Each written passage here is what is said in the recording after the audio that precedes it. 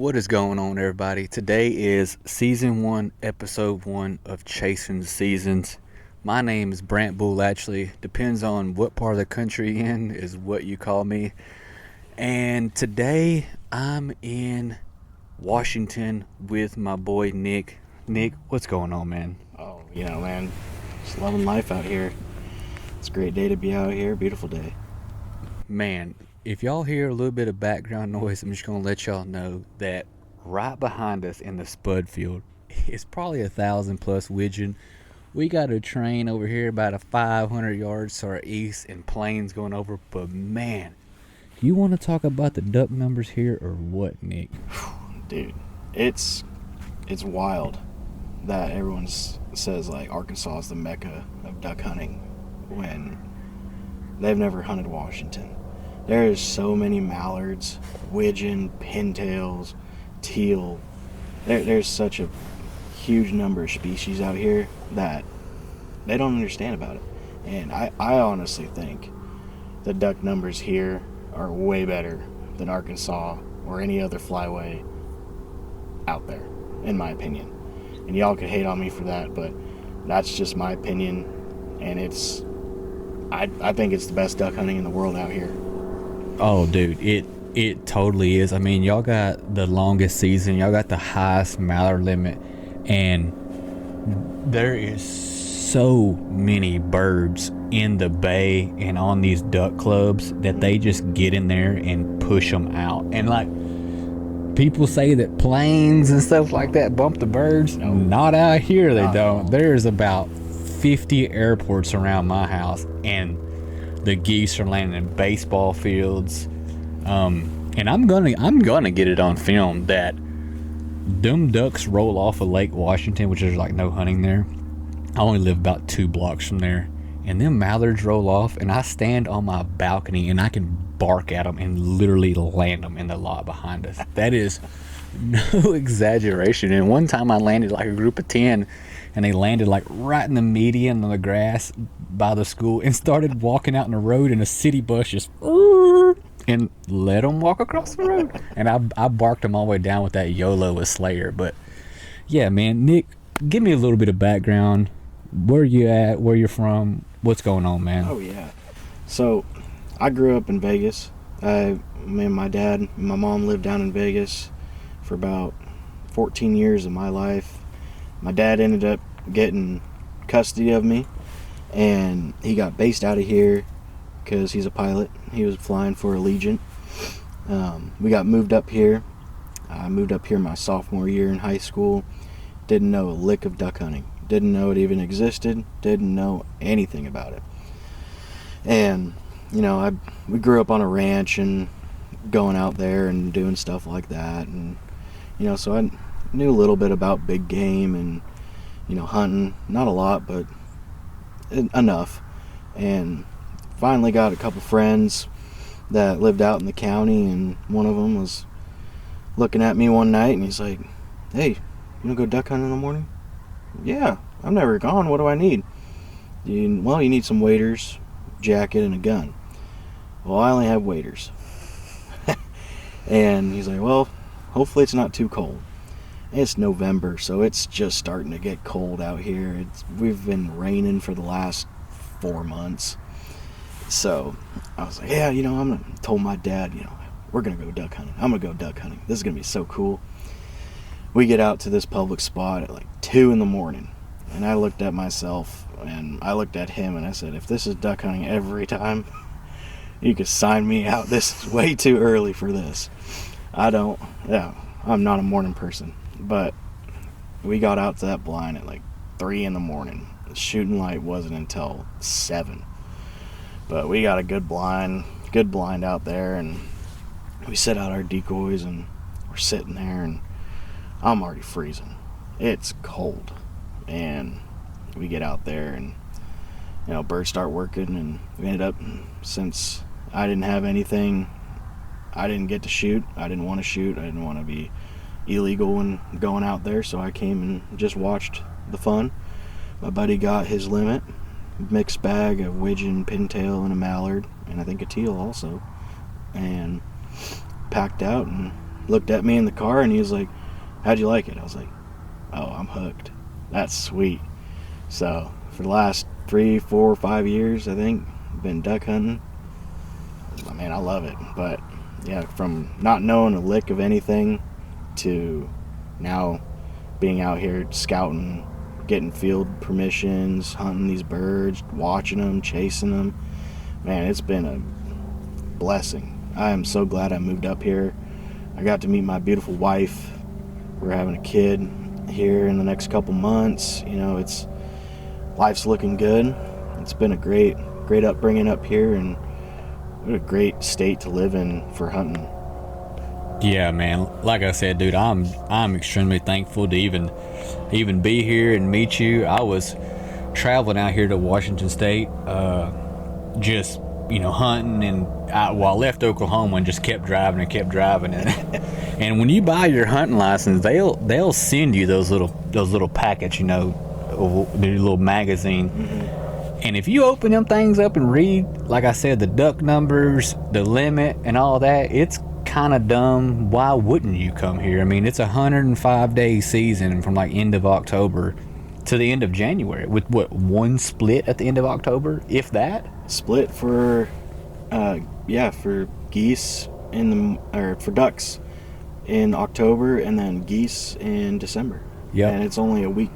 Yeah, which they got some weird dates and things like that on the the big sea ducks and all that, which I haven't got to dive into it, but Nick has a bunch. And what's cool to me is the tides here. Oh, dude, it's funny when I brought you out and telling you about the tides and how they work, and you never experienced it, so it was a new thing for you. But when we watch the tides a lot when we hunt the bay, mostly because the water, it doesn't get deep.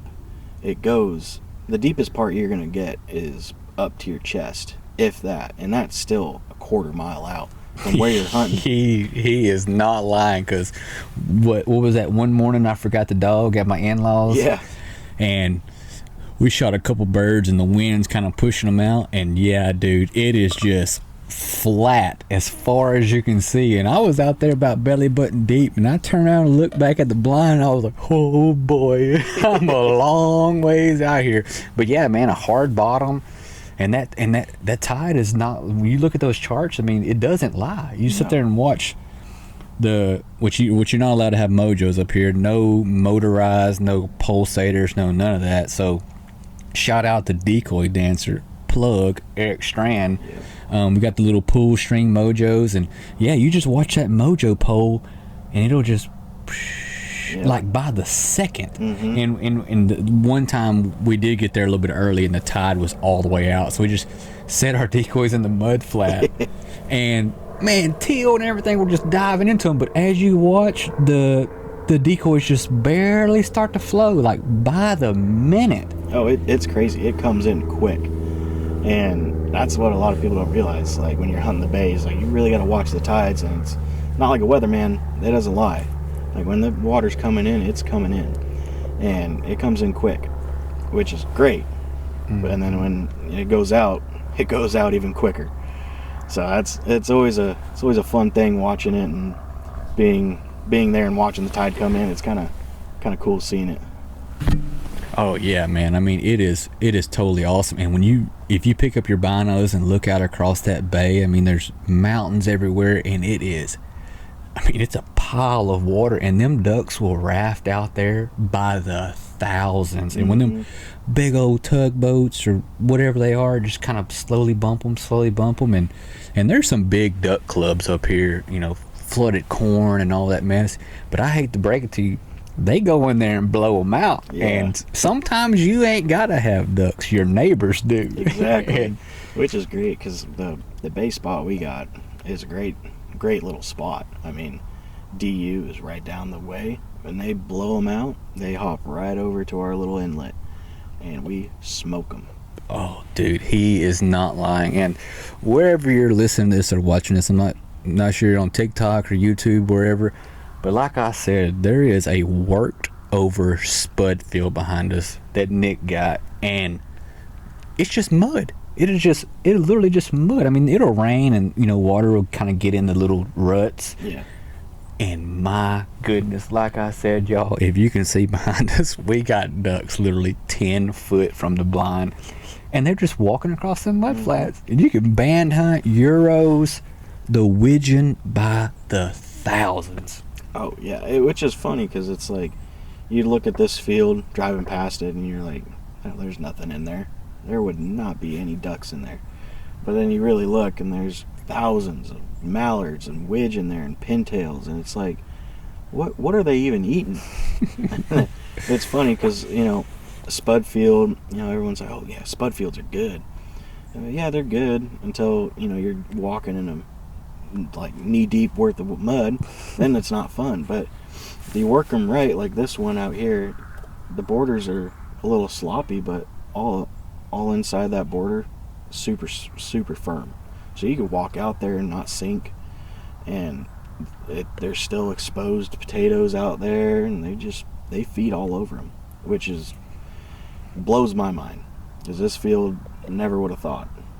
Man, like I said, dude, this is awesome. And over here in Western Washington, there's also a lot of wineries and things like that. And sometimes when I'm out here scouting, running around, I'm like, oh, look at all them berry trees in a row. But you look down them rows, if there's a little bit of water, there is ducks in the wineries. Yeah. I mean, it's funny because you go by these berry fields and all these other fields, and if there's a little lull in the field and there's water, I can guarantee there's a duck in it. Dude, he is not lying. I mean, when I was coming in this morning, every little sheet water that I pass, I mean, there's 100 to 200 ducks in every one of them, all the way.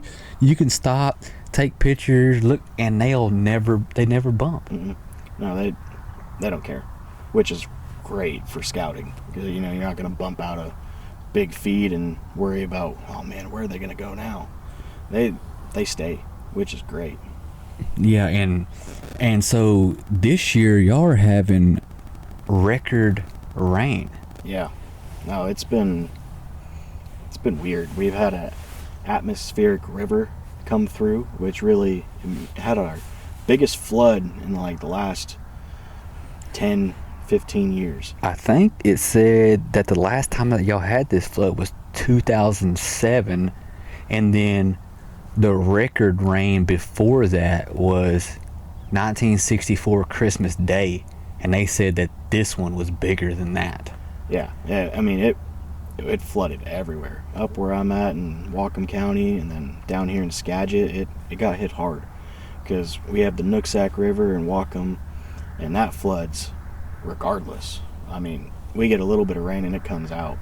And then we've had the Skagit down here start flooding over, and it causes a lot of problems. It burns out a lot of holes too, because there's just so much water, and it roots up all the feed that ducks are on, and it kind of screws us over on hunting, because it pushes these birds back to the bay and back to the refuge down there, and they don't want to leave, which, I mean, it's good for them. They're getting their time to not get shot at, but it really hurts us too when we're going out and we want to go to a spot and it's just shoulder deep in water.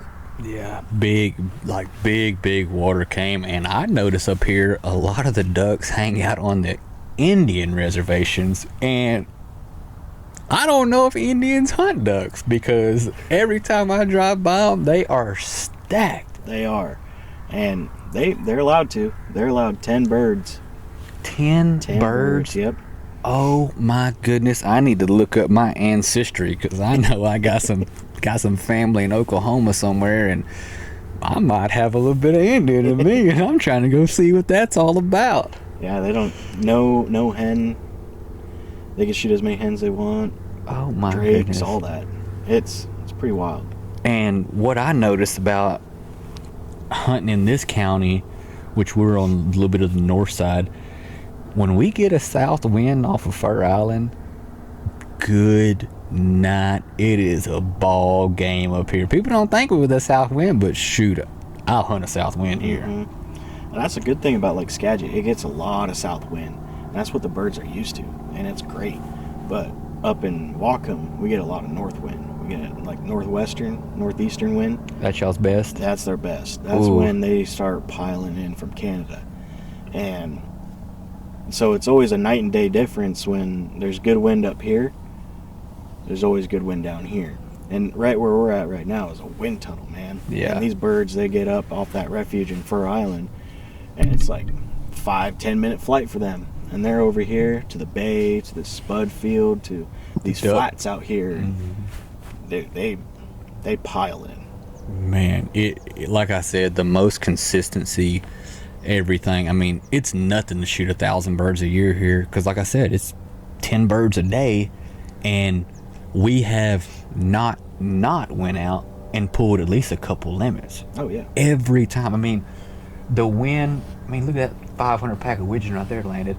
I mean, if the wind is funky and like, kind of blowing in our face, we just push the decoys out a little bit further, and it don't matter. Right, which is great. I mean, they have that wind in our face. We, like you said, we push them out, and they just come right over our blind. Right, their butts right toward us. They land, boom, done, lights out. And if they catch the wind, they're catching it right back to us. So it's lights out regardless. Yeah, y'all, like I said, sorry about the background noise if it's happening. There's a few planes flying over, and geese and swans are piling into the field to the north of us. I just seen like a 20-pack land down there, and actually a while ago when me and Nick were sitting here getting everything ready, like a 20-pack of widgeon came over, and it is just nuts how loud they are. Yeah. They just whistle, and like I said, it's cool to shoot into them big wads and things like that, but all you're doing is educating birds, and all those guys up here in the PNW that are posting them 100 stacks of widgeon and stuff like that, dude, that's nothing special. I mean, that's every single field.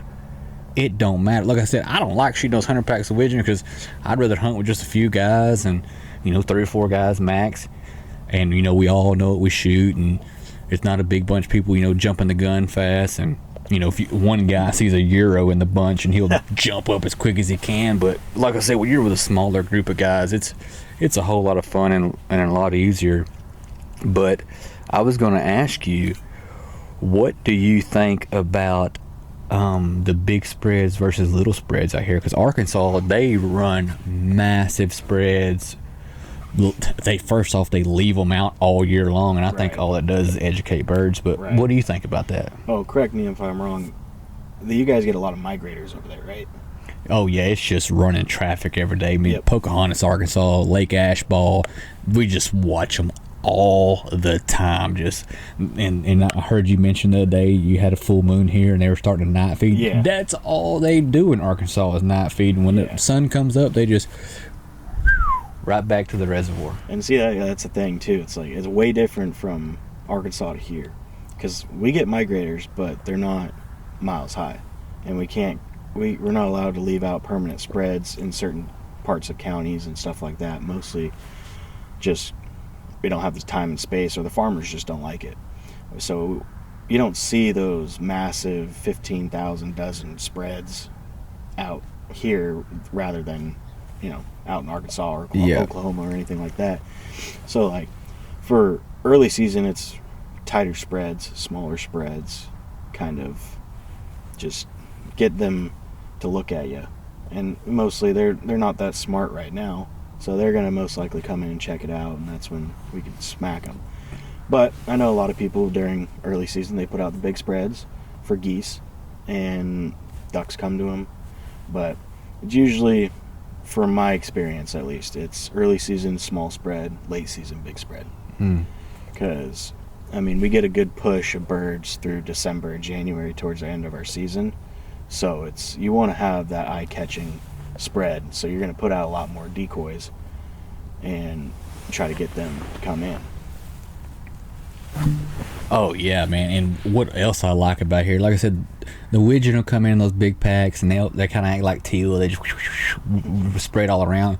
But when the mallards come over, dude, you bark on that call, and they respond every day of the year. It don't matter if it's slow day, bad day, here in Washington, I've noticed if you can rip on that call, shit, they are a dead bird every time. Oh yeah, they suicide singles. That's all they are. Man. I actually love it, and I'll give you a little backstory. When I met Nick, like I said, I moved up here to Washington, found an amazing girl. She loved. It's hard to even leave the home how much she loves me, and it is just, it's first class hunting. So I reach out to people. I start networking. I've made it more places in this country smiling and shaking hands than anything. And I actually bumped into Nick on Instagram, DM'd him, what's going on, Washington Waterfowl Co, what you got going on. And he was all the way up in, what are you up, Linden up in there? Yeah. He's all the way up there by the border. I'm about an hour and a half south. And we met halfway at a mall in the food court. Yeah. And this dude just shot it straight to me. They're here, they're not there, they're this. Little guide service here, $150, burning fields, this, that. And man, we just hooked on right and started hunting some public land, flooded corn. I mean, Washington State has some phenomenal public land. Oh yeah. And I haven't not been somewhere again and knocked on a door and they haven't gave me access. The only people that haven't gave me access was because of the outfitters leaving shells in the place. But people just go, oh, I love your accent. Anything with my name on it, you can have it. And it's just, that's kind of hard to find in the southern states. I mean, when it was about 2016, 2017, when I ventured out to Oklahoma, I bumped into some great cattle farmers and they got some big ground, but then some outfitters came in and like started buying it up. And it is, like I said, it is extremely tough to even get access to places in Arkansas or Oklahoma. But out here, man, it's almost like free range. Oh, there's a lot of land to grab, and there's a lot of places where ducks are going to be, and that's the main thing about it. Like when I lived down here in Skagit for a little bit, and I used to do the farming for a lot of these fields.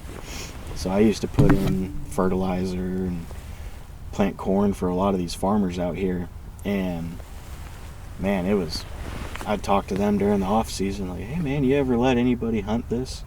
Yeah, we let a few people. I said, whoa, you mind if I grab permission for this upcoming season? Oh yeah, go right ahead. And so that was mainly what I hunted down here, was just farmland. Just permission, spud fields, corn fields, wheat fields, everything. Oh man, I've bumped in like to the cheese farms and the dairy farms, and I've offered to pay. Like, hey, I'll give you $500,000, whatever, to just lease this field, little bitty fields or little water holes. And they, no money. We don't want to exchange money. Just go. And I was like, okay. And I'm talking about these little flooded winter wheat fields, these spud fields, flooded corn. How in the world can you just get, like I said, it's just mind blowing to me. And like I said, if you just smile, shake hands, take care of their place, offer help, bring them a plate of food. Yeah. And with some good water and the tides, people think there ain't flooded timber out here, but y'all know me. I'm going to find some trees somewhere. I love being in the trees, and Western Washington has every bit of it. Oh, yeah. Everywhere in, like, Western Washington, trees everywhere. Lowland, flatlands, just little flooded areas are everywhere. Sheet water everywhere. That's just what you got. It's what a lot of people don't realize. Like, there's a lot of water out here in the Pacific Northwest. Yeah, granted, we get a lot of rain, but just in general, there's only so much water this ground can soak up. And where does it go? It turns into sheet water, or knee-deep water, and you're hunting standing corn that the field is too wet to harvest. Oh man, he is not lying. I feel bad for them boys down in Oregon, because a lot of times they don't get them. I mean, they'll cross that border. And another thing too, which I like it, is that, correct me if I'm wrong, it's the Cascade Mountains right here to our east. It is narrow, and there is a massive bald eagle right here in front of us. Look at him right on that little tree line, about to land that little pack of anyway, yeah, there is.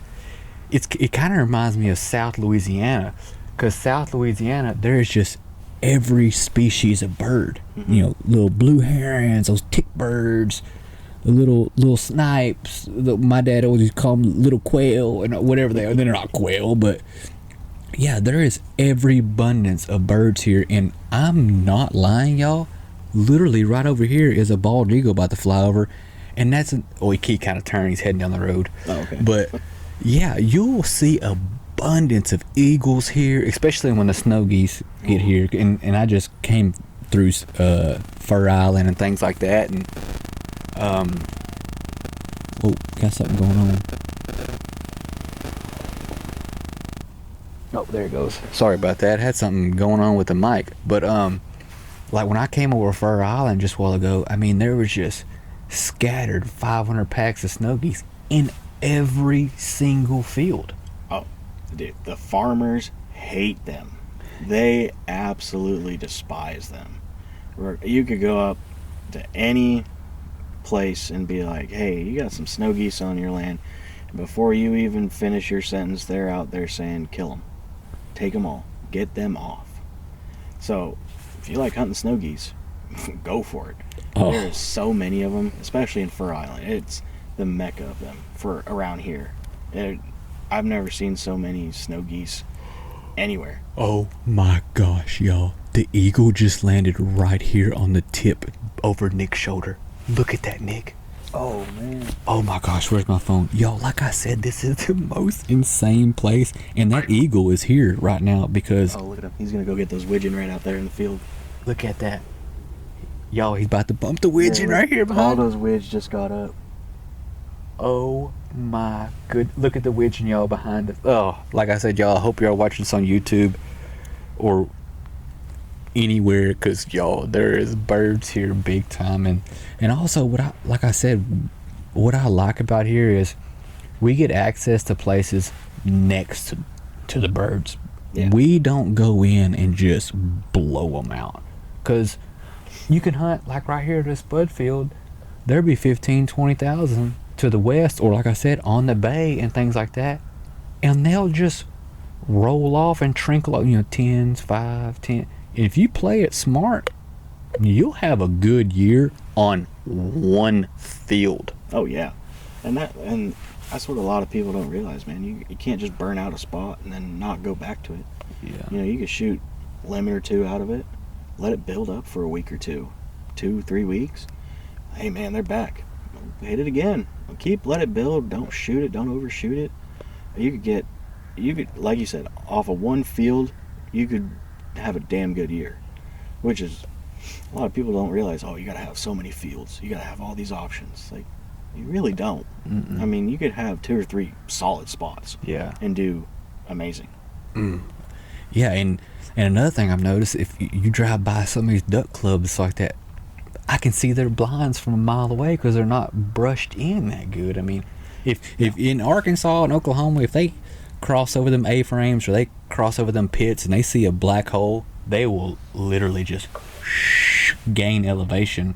So I've noticed a few of the duck clubs and things around here, they have so many birds that they don't brush in their blinds that good. And I had a group from Bellingham in Arkansas 2 years ago, and I got the footage to prove it. They were just snapping limbs off the blind, like they're like, we can't see, and open it up. Well, those guys act like that because they've been shooting so many uneducated birds, where when I meet up with Nick and we go places, we brush our blinds in. Oh, yeah. I mean, your hide is everything. So that's another thing. If you just step up and do a little bit better than the other guys and do it right, Yeah. You will hammer them. Get to the field early. Brush in your blinds, brush in your A-frames or whatever you're going to use. Make sure your spread can look like dog crap. But if you're hidden, it don't matter. And that's the thing. You take that extra hour or 30 minutes to make sure that blind looks hidden. Oh, night and day difference. Mm-hmm. Because we do a lot of layout blinds out here. Not a lot of room to do A-frames. I mean, there is, but not a lot of the farmers out here like to cut everything short. So it's hard to, get a lot of good brush. But it's mostly A-frames, and man, a lot of grass fields, and you brush those things in as thick as you can. And if you can't see out of it, you're doing something right. That is exactly right. And like I said, if you don't blow your birds out and kind of keep them on one side of the field, or you're hunting a neighbor's place, the wind don't matter. No. If you got the wind in your face, just push that spread out. Got your decoy dancer pulling that spinning wing. You know, kind of like I said, it's the mojo. It's a decoy dancer.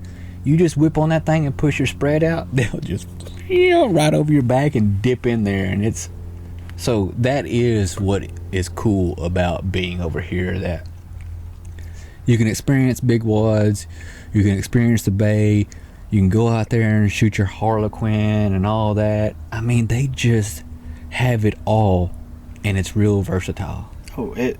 There's so many different species out here where one day you could be out on the bay, you could be shooting sea ducks, and the next day you could be in a spud field shooting mallards. There's such a big wide range of birds, it's insane. Where we have, divers, we have sea ducks, we have puddle ducks, we have geese, we have brant, we have snow geese, we have specks are now starting to show up out here. It's like we have a lot of birds. That's what a lot of people don't realize. Like, we have a ton of species. And you don't see a lot of cinnamon teals or blue-winged teals out here. You drive 4 hours over the east side to the Columbia River and all that, you can shoot them right there. We have so many different birds. It's crazy. Mm-hmm. You could be shooting widgeon. You get really nice plumed out stud widge, and then have a really nice northern shoveler come in, and you're just wow.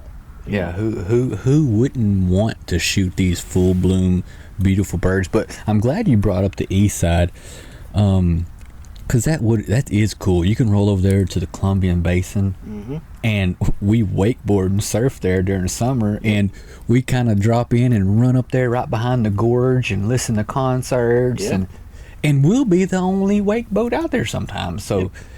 Like I said, it is just awesome, and the rivers are so deep out there. Oh, man. Even though it's clear water, I'm scared of it. I'm not used to deep water where I'm from. It's kind of creepy, man. Because like growing up in Vegas, we only had one lake. It was Lake Mead, and yeah, it's a deep lake, But like with all the water that's been taken out of Vegas and all that, it's dropping in level. So there's a lot. Well, last time I was there, there's not a lot of water left in that lake. Ooh. Which, not that good, but, he'd come over here, and, I'm here for my first year, and we get a snowstorm. I've never seen snow in my life. I don't even know what snow is. And I'm walking to school in jeans and a t-shirt, because I don't have snow gear. And then, a couple years later, I'm out here, I'm hunting in the snow. I'm playing in the snow, hunting in the snow, snowboarding. You go over to the east side, you're shooting geese out of pit blinds and all these other stuff, and it's crazy. It's such a night and day difference. And being the east side and the west side, it's night and day difference. Oh, dude, totally. And actually, Washington reminds me of, which besides the cropland. Well, I mean, there's quite a bit of crop on the west side of Texas, like, North Panhandle. But Washington reminds me a lot of Texas, because one side, west side, is nothing but those evergreens. I mean, that's what we're called. Like, what do we call it over here? Evergreen State. Evergreen State. Yeah. So the west side is covered with trees and rains every single day, but the east side is just desert, not that much water, sagebrush. So is west side, like I said, was water, and the east side is dry. So Texas is the complete opposite. East side is water and west side is dry. Weird, but man. You go out there to Lubbock and all those places where your boy is that shot the slam and all that. It's great hunting in Texas. I mean, the Cadillac Creek boys up there in the Panhandle, Eric Guggenheim. I actually turned over a lot of my farms in Arkansas to them. We built some amazing timber impoundments. But they don't have enough days for me, and the hunting is so tough.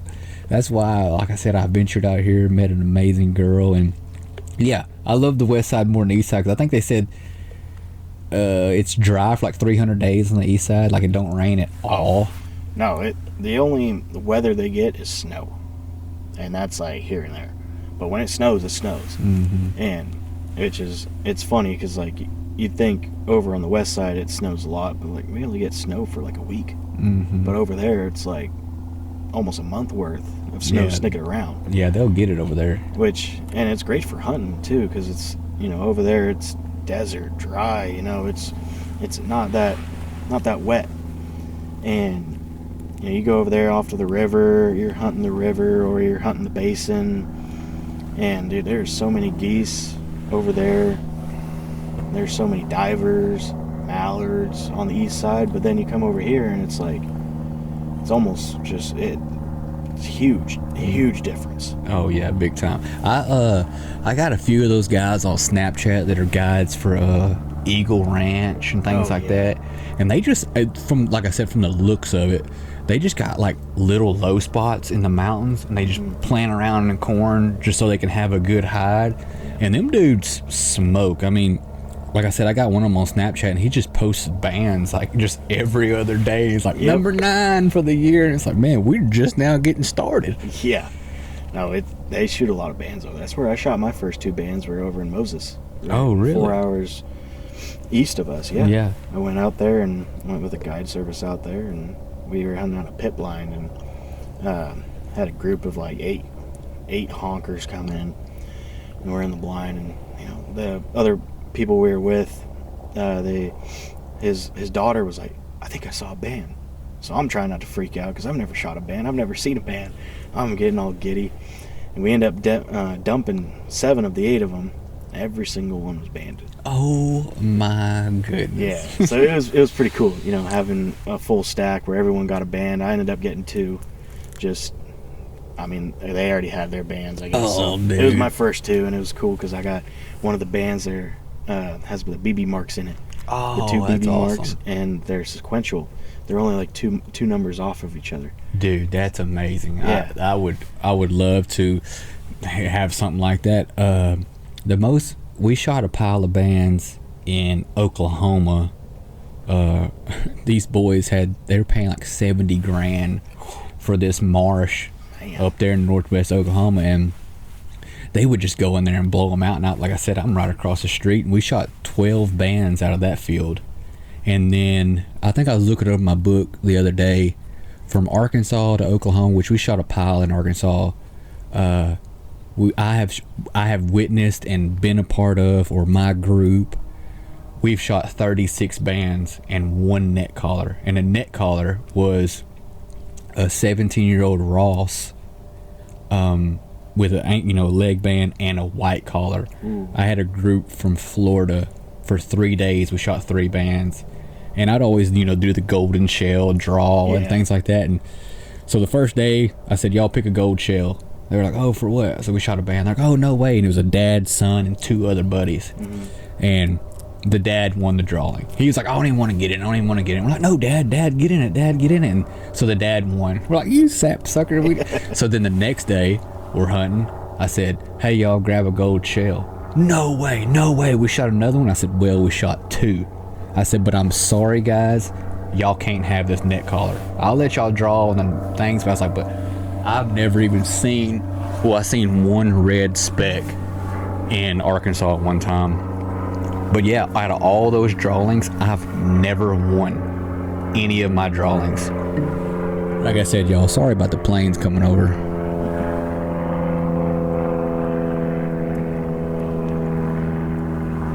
Dude, these ducks right here behind us are literally feeding up to our blind and crossing over in that grass field. But yeah, so I've been a part of and witnessed 36 bands. Like I said, some of my groups, Little Garrett and him were in Arkansas, was running them, and they'd shoot a band in snow or something. I was fortunate enough they would come back to the lodge and put me in the drawing and things like that. But yeah, I look at my little old lanyard and I ain't got nothing on it. And then some guys got 4, 5, 6. I'm like, man, if I would have kept them, but I always give them to my people. Yeah, these planes are coming over and they are not scaring these birds at all. Oh no, it's just funny because the guy, I'm pretty sure the guy flying right now is the guy that lives down the street, the first house down when you turn on the road to the left. Mm-hmm. Their son has his pilot's license, and he likes to buzz these fields. Oh, so that's awesome. I'm pretty sure that's him. Oh, yeah. I mean, that joker right there just did it 180 degrees right over us and head the other way. And I'll never forget, I was hunting up there in Linden on the border and things a lot with you, and that was a little drive for me to get there. And I remember you kept saying, hey, let's go down there to Skagit. Let's go down there. Let's go. You got in-laws down here, and we need to go check it out. And I was like, all right, man, I'll meet you in the middle, and I'll be there. What was this, 2 years ago? Yeah. I turned down this little old road, and there was just ducks on ducks on ducks. I mean, just everywhere. And I called Nick. Yo, Nick, I found them. They're right here on such and such road. He went, what? What road? And I went, oh, beep, beep, beep, beep, this road. He went, dude, that's my in-laws. And I was like, are you kidding me? So we instantly had access like that. And you were like, oh, they ain't been there in a couple weeks. I'm like, well, they're here now. Which is funny, dude, because it's like, I was laughing pretty hard when you're like, oh, it's this road. And I was like, dude, my in-law lives on this road. She's the last house down. And they're like, dude, well, they're here. Well, yeah, man, they're here. I mean, dude, you look out in the field, if you could see it, but it's like, there's like 200 mallards and widge right there, and then probably all the widge that just got up right there. There's so many birds in this just little area, and it amazes me every time I come down here, because I'm like, man, I hope there's a bird. I hope there's birds down here, and every time it does not fail. There are birds. Dude, and like you said, trafficking birds here is way different than trafficking birds other places. Like I said, the duck clubs across the street, I heard they pay like $40,000 for the memberships. You won't catch me doing that. Dude, ever. No way. But it's big money like that because it's prime ground. Yeah, I mean, and like I said, they'll roll off to us, and yeah, and it's crazy that the waterfowl industry is so big, but then yet so small. Oh yeah, it's funny almost, because social media blows it up a lot, and you're looking at, if you go into hunting, it used to be all big game. You see all these videos on big game, and oh, I shot a monster whitetail and all this, and now it's starting to be like duck hunting. Oh, I shot a double-banded mallard, or I shot a 18 man of this and 10 man of that, and it's a lot more exposure now on duck hunting than there ever was, and it's still a small industry. Mm-hmm. There's so many people that want to get into it, and great, I get into it. There's so much opportunity for you guys, and the main thing for that is just ask your buddies. Be like, hey man, I know I've never duck hunted, but can I come out there with you? Yeah, 100%. I will gladly take you out. Mm-hmm. You don't have to do anything. I'll let you just sit in the blind, watch the show, and if it's not good, hey man, it's not good. Mm-hmm. We'll get on another one. And it takes time. Don't expect to just go out there and shoot a bang and hunt every time. Mm-hmm. And if you have the opportunity to, I mean, props to you. But you got to appreciate the bad hunts to have the good ones. Oh yeah. And I think that's what kind of Sorry, that eagle behind us is about to bump these widgeon again. Look at them all again. It's wild. America flying over right now. Which is, there's so many birds, it's insane. But yeah, I mean, if you're just getting into duck hunting, you don't have to have the fanciest gear. You don't have to have the nicest gun, nicest ammo. Dude, I shoot $18 box of ammo. That's what I shoot, and it works just the same as anything else. Mm-hmm. Don't get me wrong, there is a quality difference here and there, but you don't need to have the nicest stuff to kill birds. Yeah, not out here. I mean, you don't have to have the extended full chokes and them 2-4 stacked and all this. Yeah. You don't need that. I mean, and another thing which you're mentioning about, guys just now getting into hunting and stuff. I mean, don't be afraid to share your spots. Oh yeah. I mean, because some days, like I said, north wind, south wind, it's different. So I mean, back in the day when I was really, really getting young, early 20s, man, I was so rude to people. Just never post pictures, never nothing. I'd post pictures in February. Right. And that's no way to act. I mean, so I grew out of that stuff, and like I said, if you just network and shake people's hands and smile, they'll say, hey man, go over there, go check that spot. I've had a banger hunt out there, and they're completely right. I mean, back when I was younger and I was heading across those public lakes in Texas, I seen somebody with their headlights in my spot, and I was just so mad. Those guys might have a banger in your number one hole, but then again, they might not. So these ducks change every day. Oh yeah. So just share away. Oh, yeah. I mean, there's no, like, granted, I've had a couple hunts where we'd get out there before, a field it's not just leased or has permission to one person, So it's, multiple people hunt the fields that we have. We get out there before a group does, and, they get out of their trucks, they're heated. It's like, oh, why are you here? You have permission. Just going on and on about it. And it's like, hey man, we beat you to the hole. ABC, move on. Exactly. If you guys want to join us, join us. We are more than happy for you guys to come out with us. So we hunt the same birds. But if you don't want to, I mean, we got here first. And if it's that big of a deal, I mean, dude. some of the people, man, like, I hate to rag on them, but they are a bunch of crybabies in the waterfowl industry. I mean, like I said, when I got up here, I was networking with you, and I reached out to other people and things like that, and some of them got mad. Yeah. That me, at the time, a non-resident coming up here, but I've had my Washington license going on like 3 years now, and they don't realize I am local just because I talk different and just because I run and get it, run dog. And I actually posted on my Instagram like a week later when me and my dog went on that solo hunt on the river. Oh yeah. And guys were in my DMs, who gave you permission to be on that river? And so I'm like, boy, who gave me permission. I knocked on the door, and that lady was, oh yeah, baby, anything you want. Like you said, some of these people hunt the same fields. I mean, farmer give you access, farmer give the next guy access, it's all different hunts, different days. So why be mad? Yeah. Like I said, smile, shake hands. I'll tell you everything you want to know. That's just how it goes. And that's how it should be. I mean, if you really think about it, it's like, all right, 10 other people have permission to this field. You get beat to the field, so what? Go to another one. Mm-hmm. If you don't have another one, plan it for the next day. Yeah. I mean, or ask, be polite about it. Be like, hey man, you mind if I join you guys? If they say no, be like, okay, I hope you have a great hunt.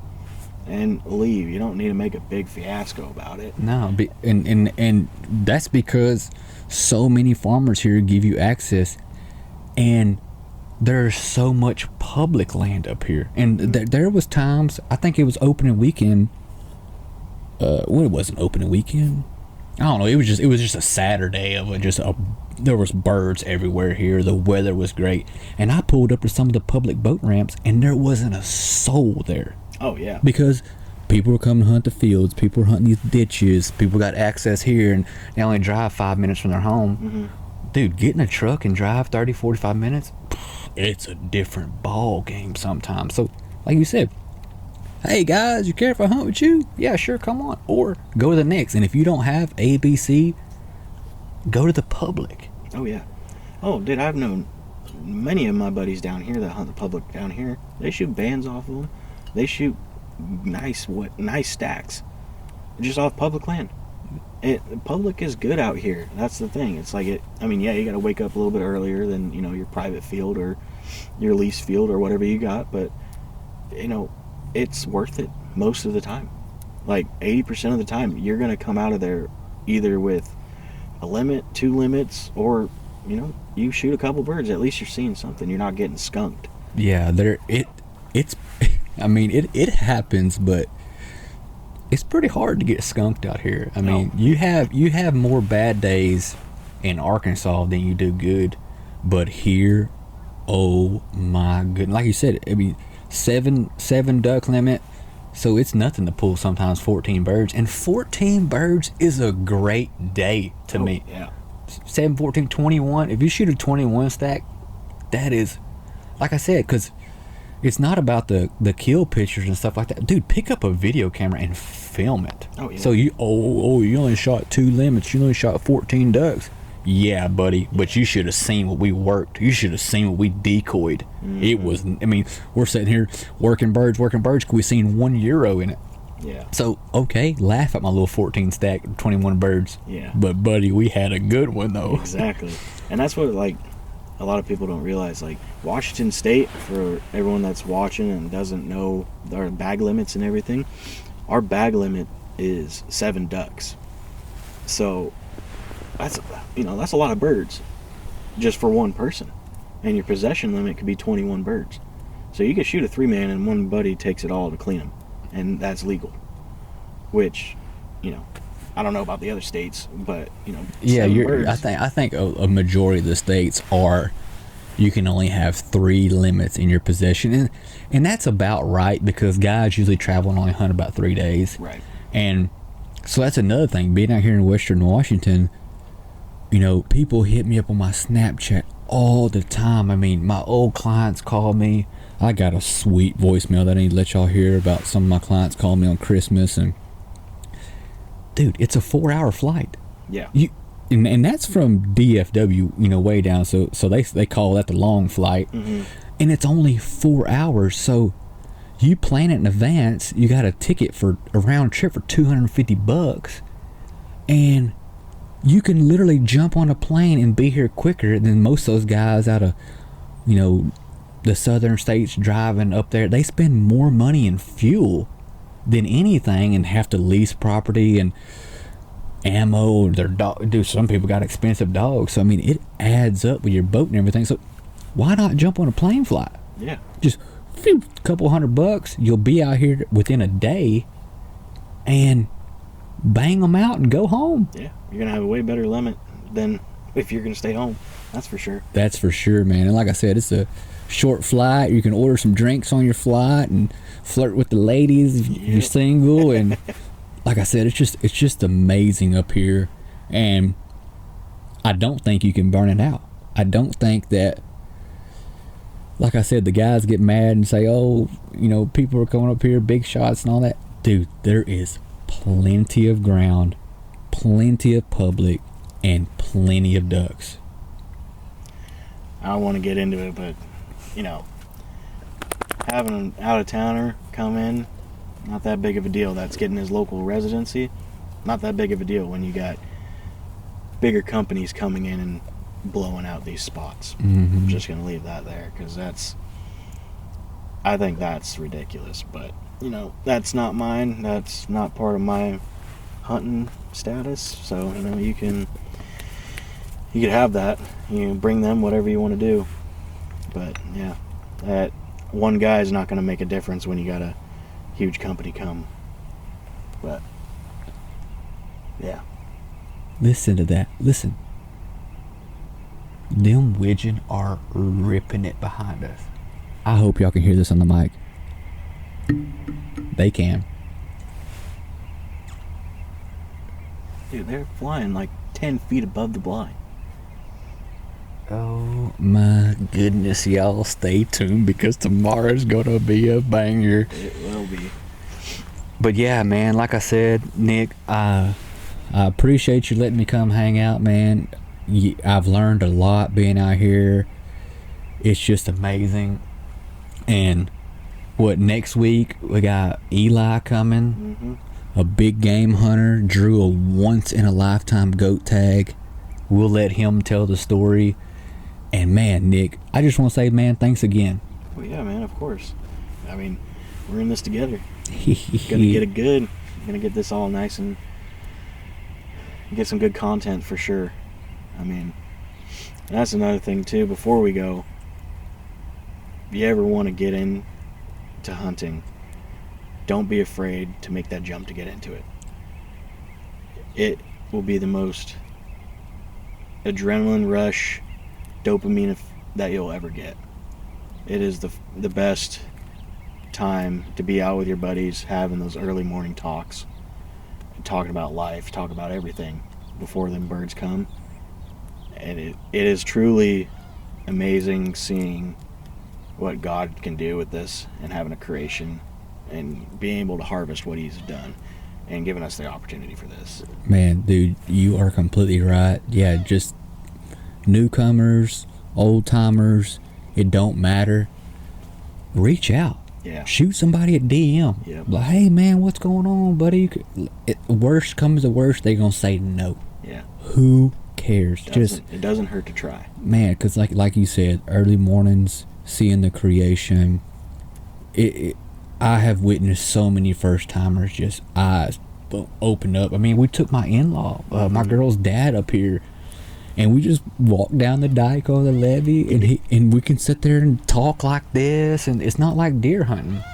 You can't be quiet. You got to be quiet and watch where you're stepping. And we can have a normal conversation and have birds working at the same time. Yep, and like I said, man, the first timers, it eats me up. Their face lighting up, and shoot, I hate to break it to you, I still feel the same way. When I bang, and they, oh boy, here they come. You can hear me right now. I'm getting excited because it is adrenaline. My older brother, he just got into duck hunting this year. I took him out to one of the public lakes in Texas, and horrible wind, but we sat there and waxed the teal, and same thing. He was ate up. And what's actually cool, I'll give you a little backstory on my brother and me. I had a phenomenal.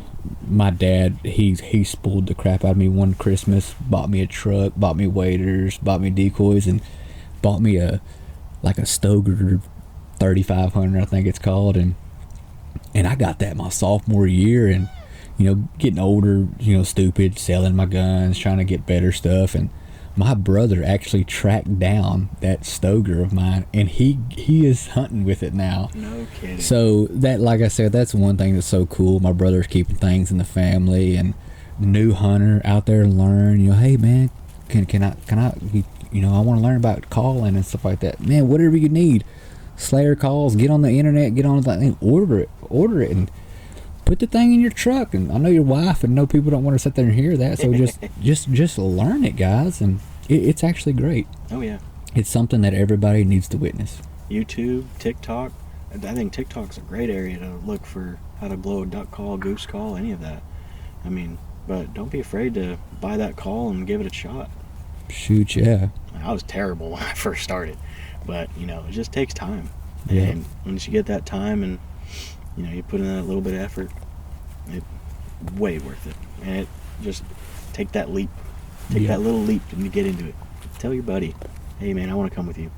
If he says no, go with another one. Go ask another guy. Mm-hmm. Don't be afraid to. It's a great sport to get into.